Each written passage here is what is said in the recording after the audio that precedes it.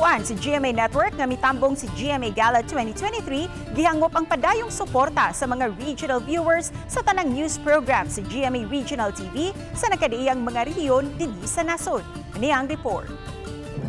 Glitz and glamour, collaboration and celebration. Kini ang mipatigbabaw si GMA Gala 2023 diyan nagkatapok ang mga kapuso, uban ang mga network executives and bosses, artists, employees, partners, sponsors, and collaborators sa network. Sa pakighinabi si GMA Regional TV kang attorney Annette Gozon Valdez, mapasalamaton kini sa way puas nga pagsalig sa mga kapuso viewers.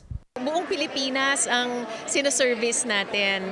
So more and more, we're also trying to get more, to access more talents from regions, hindi lang centered sa Luzon or Metro Manila.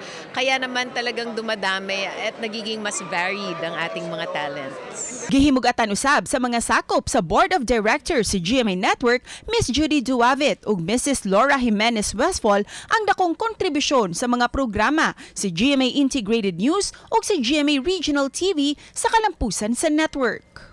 Number one is our news and public affairs. Number two is really our ability to touch the hearts of the Filipinos all over the islands. And Sparkle was created because the young, they're our future. And so those are the strengths, our news and our ability to entertain. The regions are a huge, an important territory, and I think it's so important that, so we just like to thank you everyone in the different regions outside of NCR. Kasi you guys are pulling in also the numbers and everything. So thank you so much. Gipasigarbo usab ni Senior Vice President and Head sa GMA Integrated News, Regional TV and Synergy, Mr. Oliver Victor Amoroso, ang giplano nga expansion. We will be expanding further.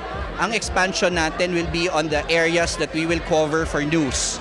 And I guess we have done that in the first part of the semester.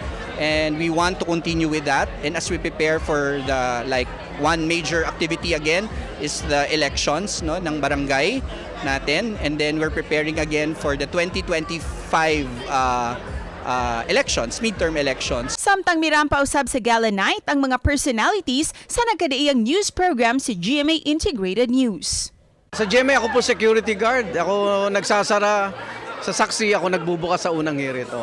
And pag-gising mo, isipin mo agad yung mga kapuso, yung totoo, yung ating mga kababayan. Dahil sila yung nagbibigay ng inspirasyon sa'yo. I'm with colleagues, all these people I work with, but bihira mo sila makita na face-to-face eh. Kasi normally you work in a project and then you see a few of them, isa-isa lang. Ito masaya because we all get together in one family. GMA has been my home for the past 21 years, and it's been my home, my family, all my friends. It's not just the workplace for me. GMA has been very good to me. I owe pretty much what I have now to GMA. So it's a career that I look forward to nurturing for many more years. Lakip sa gikahinaman mo ang pagtambong sa mga kapuso artists nga mga Bisayang dako, Beauty Gonzalez, Richard Yap ug Mateo Gidicelli. Cecil Quibod-Castro, Balitang Bisdak.